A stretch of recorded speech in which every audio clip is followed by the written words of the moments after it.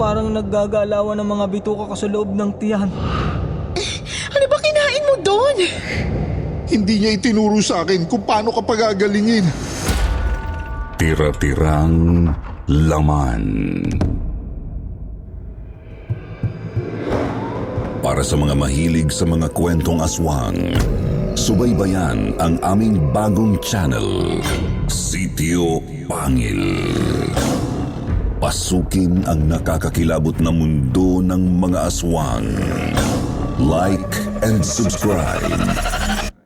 Sitio Pangil.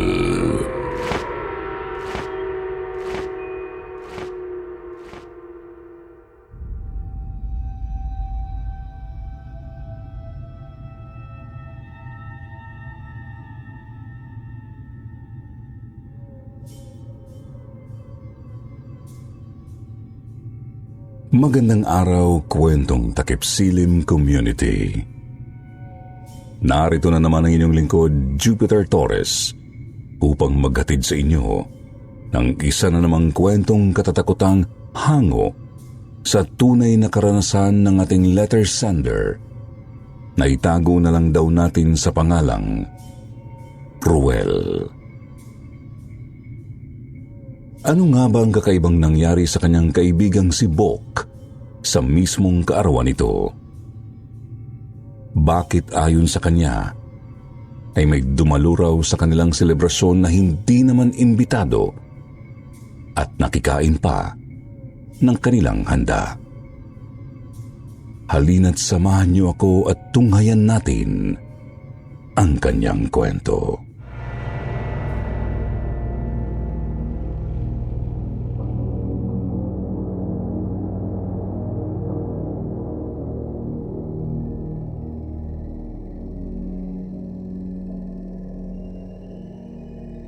Binabati ko po ang lahat ng nakikinig ngayon dito sa channel niyong Kwentong Takip Silim. Isa po ako sa matagal ng taga-subaybay ng inyong channel, Sir Jupiter, na ngayon ay magbabahagi na rin sa wakas ng sarili kong karanasan.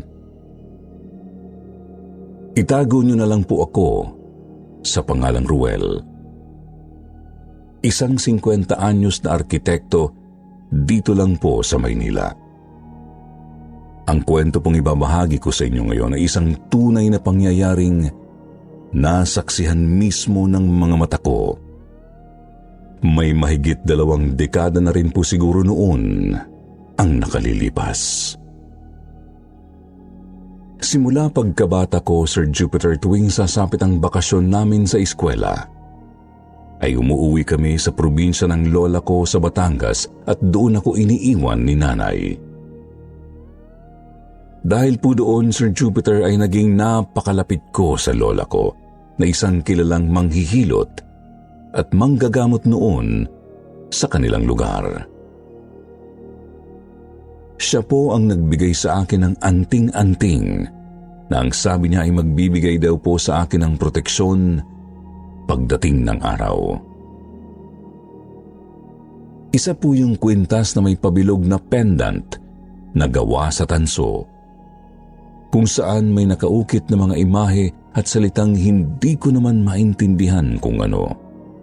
Basta bata pa lang ako ay palagi ko nang suot-suot yun at hindi yun nawala sa akin hanggang sa tumanda ako. Doon po sa lugar ni na Lola ay meron po akong naging matalik na kaibigan at kababata na itago na lang natin sa pangalang Bok. Nag-iisang apo rin ho siya nung kapitbahay at kumare ni Lola. Sobrang naging sanggang dikit ho kami ni Bok noon kahit na tuwing bakasyon lang naman kami nagkikita. Dahil na rin siguro sa pareho kaming sabik na magkaroon ng kapatid. Kaya lang ho noong pareho na kaming nagbinata hindi na ako regular na makadalaw noon sa probinsya dahil naging busy na rin po ako sa mga pangyayari sa buhay ko. Hanggang sa sumapit ang taong 1998. Siguro mga nasa 25 anyos na ako noon nang maisipan kong umuwi sa probinsya at dun dalhin Ang noon po ay live-in partner kong si Janet. Nagdadalang tao po kasi siya sa panganay namin ng mga panahong yun. At dahil masela ng kanyang pagbubuntis, pinayuhan kami ng doktor na ilayo muna siya sa polusyon at sa maingay na lugar ng Maynila.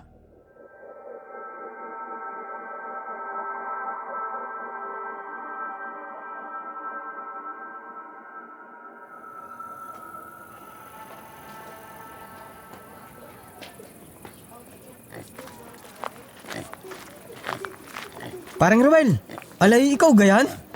Kailan ka pa dumating? Mukhang asinsado tayo ngayon na. Abay, kalaki ng pinagbago mo ah. Nag-asawa ka na pala ano. Ako? Ito, kaunting panahon na lang pakakasalan ko na yung mga manok ko. Bakit nga pala may dala kang baboy pare? Alaga mo rin?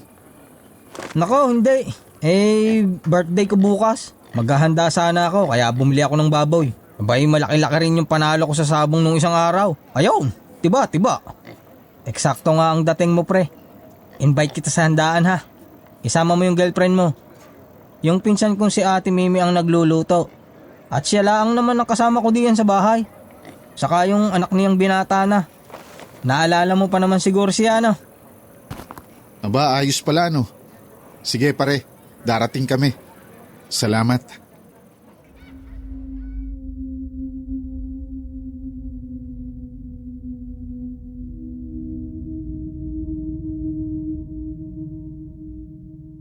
Ang totoo po, Sir Jupiter, medyo nanibago ako noon sa hitsura ni Bok nang muli kaming nagkita.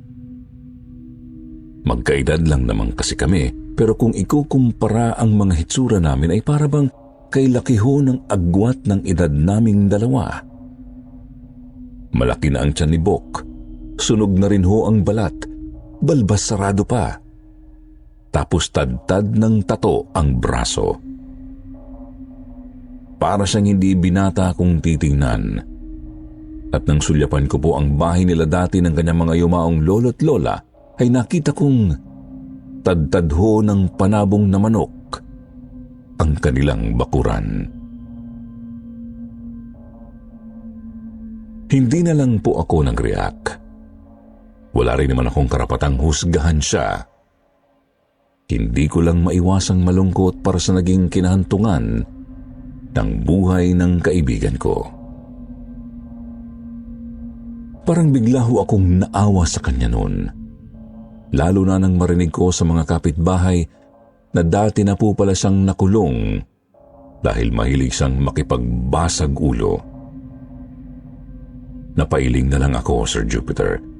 Pagkatapos ay umuwi na ho ako sa amin.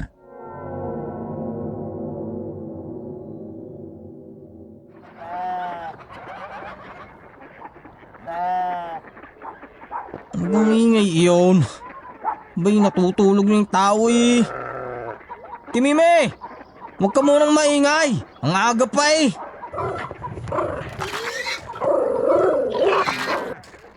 Ano bang tunog yun? Parang may umaangil na hayop ah. Alas 4 pa lang ng madaling araw eh. Makabango na nga. Ano bang nangyayari sa mga alaga kong yun? Kaaga pa lang eh. Napakaingay na. Teka, ano ba ito? Punyeta! Sino gumawa sa mga alaga ko? Bok, ano gang nangyayari sa'yo? Abay, napakalakas ng bunganga mo'y kaaga-aga pa ah.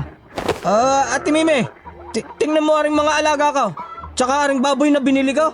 Bakit ganito ang mga ito?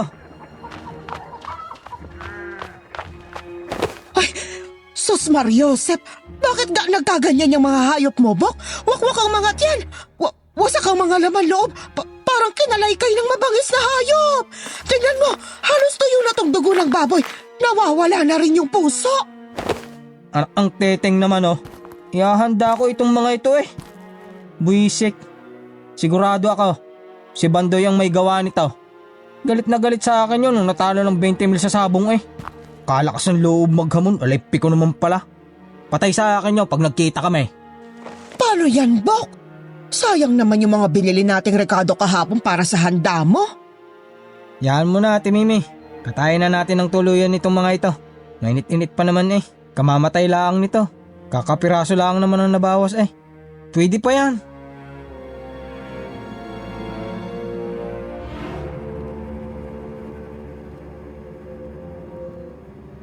Alas 2 ng hapon nang magpunta ako sa bahay ni na Bok, Sir Jupiter.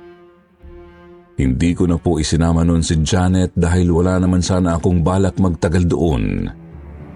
Nakita kong nag-alisan na ho yung ilang mga bisita ni Bok na mukhang tapos nang kumain sa kanilang handaan.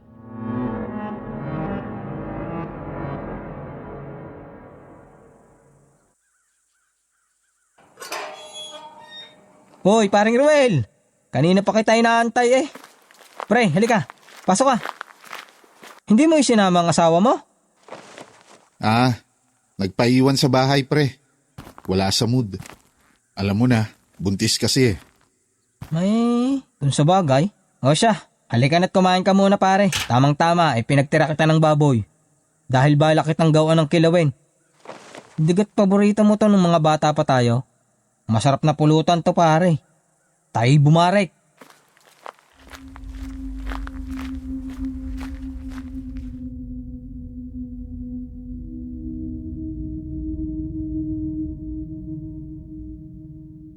Napilitan akong umuo na lang noon sa pag-aaya ni Bok, Sir Jupiter. Pinagbigyan ko na lang ho dahil birthday niya naman eh. Sa madaling salita naghain agad siya ng mga alak at pulutan sa isang mesita doon sa loob ng kanilang salas. Pagkatapos niyang gawin yung specialty niyang kilawin na paborito naming kainin nung kami mga bata pa. Ang totoo, hindi ko alam kung bakit parang ayaw kong kainin sana yun noon, Sir Jupiter. Kaya lang nahihiya akong tumanggi kay Bok dahil baka kako ma-offend siya. Kaya hindi na lang din ako nagsalita.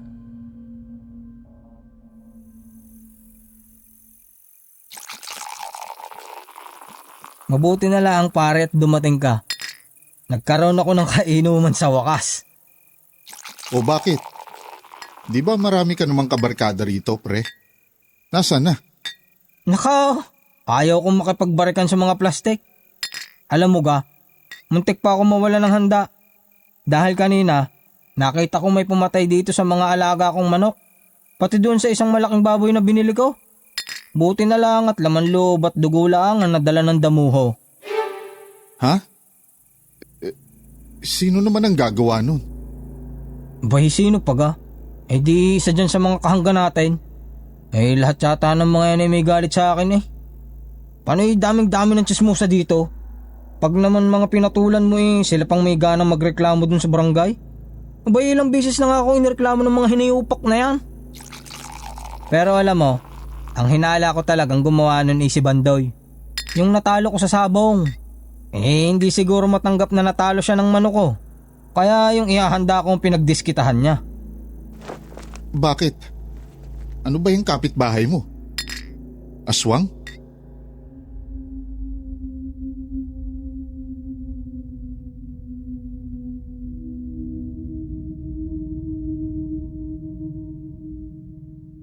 Ikinuwento sa akin ni Bok ang nangyari dun sa mga alaga niyang hayop kaninang madaling araw. Medyo napaisip pa nga po ako noon Kung totoo ang sinasabi niya, bakit kako laman loob at dugo lang ng mga hayop ang kinuha? Napakaraming hinanakit ni Bok sa mga kapitbahay namin, Sir Jupiter. Yun lang halos ang pinag-usapan namin habang nag-iinuman kami. Kaya medyo naburyong na ako at hindi nagtagal ay nagpaalam na akong uuwi. Napansin ko rin kasi, Sir Jupiter, na medyo nangingitim na agad yung kinilaw na baboy na pinupulutan namin ni Bok. Masangsang na rin ang amoy noon, kaya medyo bumabaliktad na ang sikmura ko. Hindi ko nga po alam kung bakit parang hindi napapansin yun ni Bok.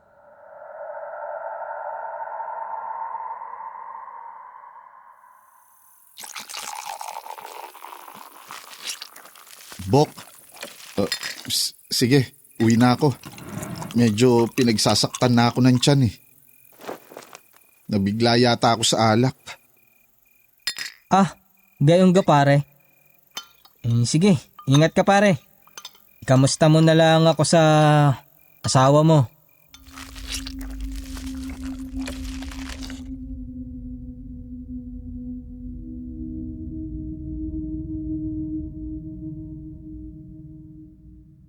Habang paalis ako ay patuloy pa rin siya sa pagkain ng mga tira-tirang laman ng baboy na ginawa niyang kilawin. Kumalabog din bigla ang dibdib ko nang banggitin niya ang asawa ko dahil nakita kong parang biglang nag-iba yung kulay ng mga mata niya. Parang bigla yung namula. Kaya dali-dali na akong lumabas ng bahay nila.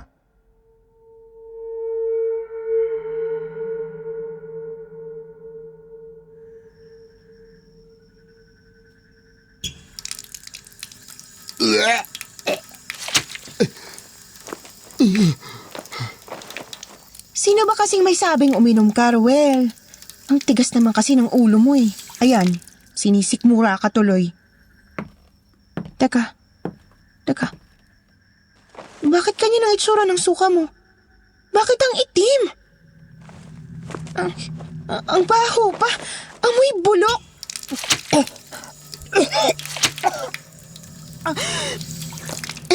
Ano ba kinain mo doon? Hindi ko alam. Lumayo ka na muna sa akin, Janet. Doon ka na sa kwarto. Ako nang bahala dito.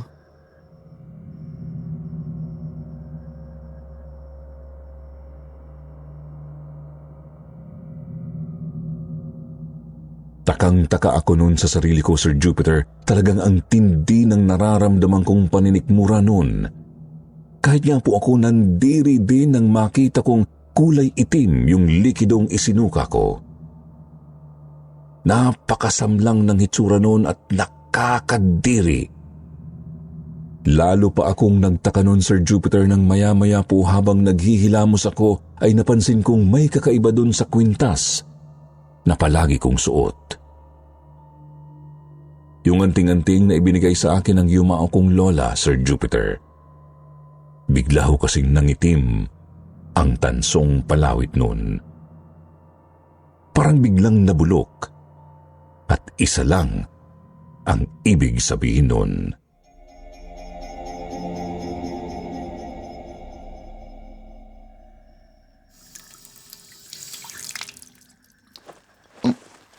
May kakaibang nakahalo dun sa kinain namin ni Bok.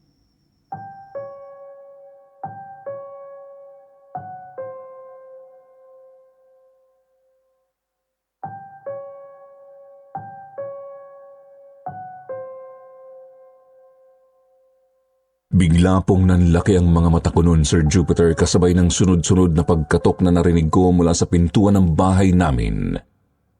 May anting-anting ako, Sir Jupiter. Kaya alam kong hindi dapat ako basta-basta tatablan ng kung anumang lason na nakahalo sa kinain ko kung hindi yun ganon kalakas. Paring Ruel! Paring Ruel!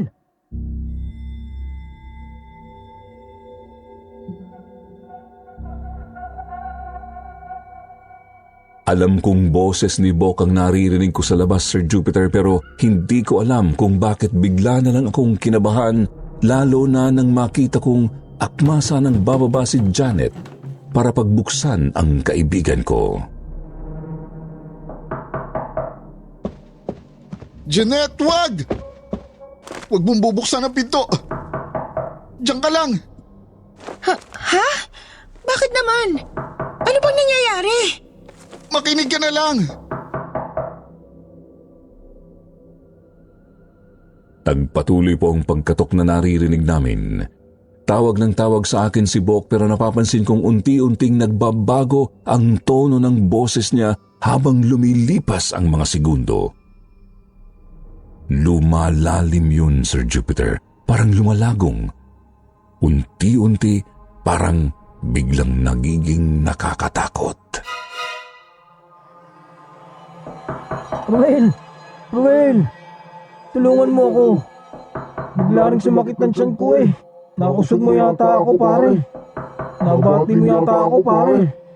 Pare Ruel, nasaan ka na ba? Bakit hindi ka nasagot? Maya-maya bigla na lang pong huminto yung mga katok at pagtawag ni Bok. Nakiramdam ako sa paligid. Akala ko umalis na siya. Pero nagkamali ako, Sir Jupiter, dahil ilang saglit pa, isang malakas na kalabog ang bigla naming narinig. Pagkatapos ay nakita ko na lang ho na may isang pares ng namumulang mga mata ang nakasilip sa bintana ng kwartong tinutulugan namin ni Janet. Paring Ruel, bakit hindi ka sumasagot? Nandito ka lang pala kasama yung napakabango mong asawa. Ang bango-bango pare. Pagkakabango pare. Parang may masarap na pagkain niluluto ang asawa mo sa loob ng tiyan niya. Pare, ano ba itong nangyayari sa akin? Bakit bigla na lang sumakit ang tiyan ko nung umalis ka? Sige, manggagamot ang lolo mo. Tulungan mo ako pare, para na ako mamamatay sa sakit. Ruel, ano yan? Bakit ganyan ang itsura ng kaibigan mo? Aswang ba yan?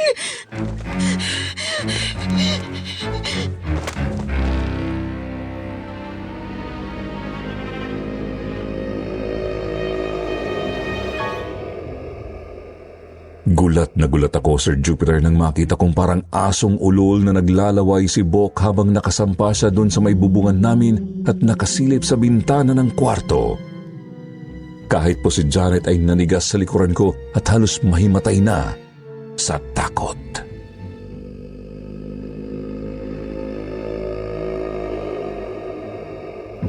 Pare, umalis ka na! Umuwi ka na sa inyo! Natatakot na ang asawa ko!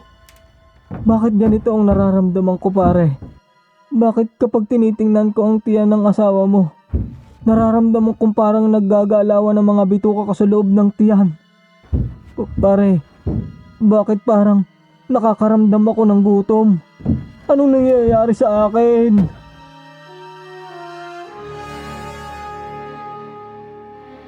Sa sinabing yun ni Bok, nakumpirma ko na agad ang hinala ko, Sir Jupiter. Ganun-ganun nga ang sinabi sa akin ni Lola noon. Ganun daw talaga ang magiging epekto sa tao kapag nakakain ka ng putahe o inuming hinaluan ng laway ng aswang. Yung laway na nakakahawa, Sir Jupiter.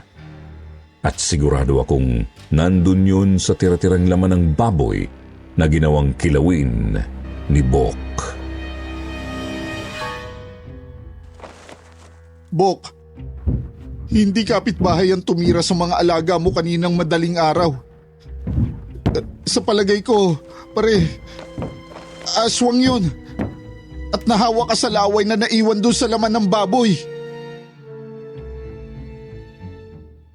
Kitang-kita ko, Sir Jupiter, na bigla na lang pong nanlaki ang mata ni Bok. Nagulat siya sa sinabi ko habang sinasalo yung laway niya na patuloy pong tumutulo mula sa bibig niya. Para siyang maiiyak. Para siyang mababaliw at hindi niya alam ang gagawin. Pare, tulungan mo ako. Ayoko magkaganito. Pare, sige na. Tulungan mo na ako. Pasensya ka na, paring Bok. Hindi ako kasing galing ng lola ko. Hindi niya itinuro sa akin kung paano ka pagagalingin. Hindi kita matutulungan. Bakit? Bakit? Di kayo dalawa naman tayong kumain noon. Bakit ako lang ang nagkaganito?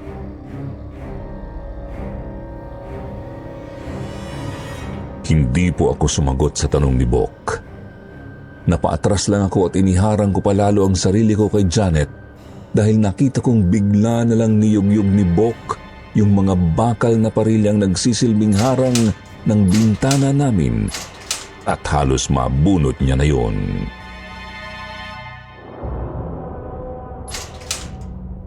Pare, akala ko kay kaibigan kita. Bakit ayaw mo akong tulungan? Kung ayaw mo kong gamutin pare, hayaan mo na lang akong ibsan ang gutom ko.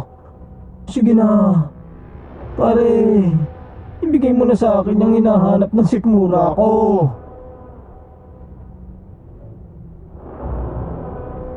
Sir Jupiter, kitang-kita ko ho nang maglanding ang tingin ni Bok sa tiyan ni Janet pagkatapos niyang sabihin yun.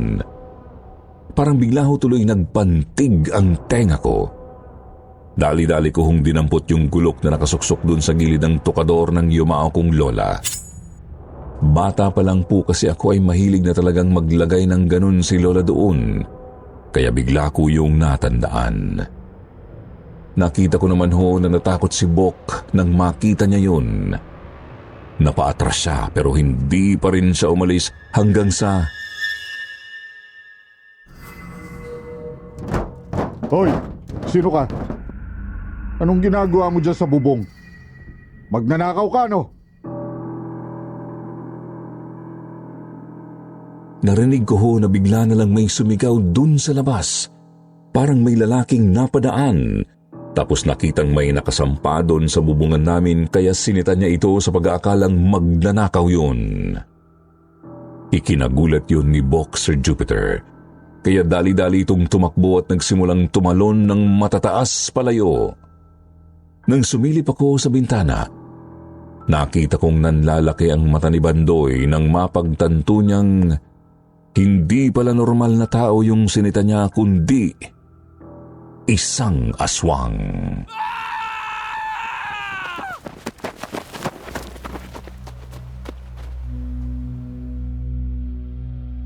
Sir Jupiter, yun na po ang huling beses na nakita ko si Bok sa lugar namin.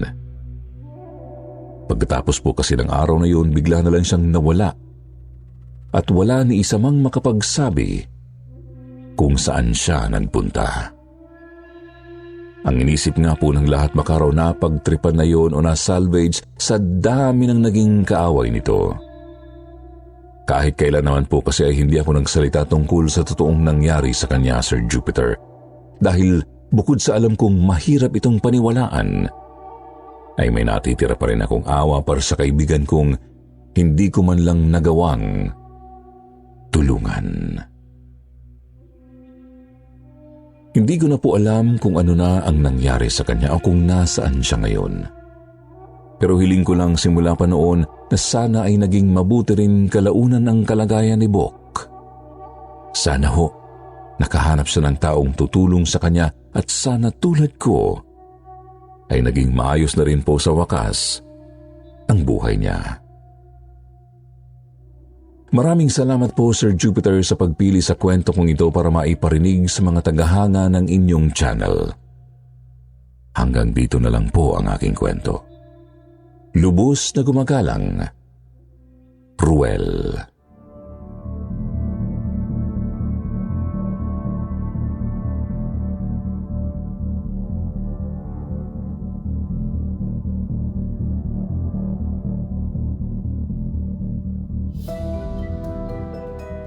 At ngayon, eto na po ang inyong paboritong shoutout portion. Shoutout sa Ibanez family, Dila Serna Tulosa, Gino Torino, Pearl Lynn, Laura Seo, I Am Shamrock, Jedidia Solabo, Alex Chungael, Evelyn Lambino at William Mooduk.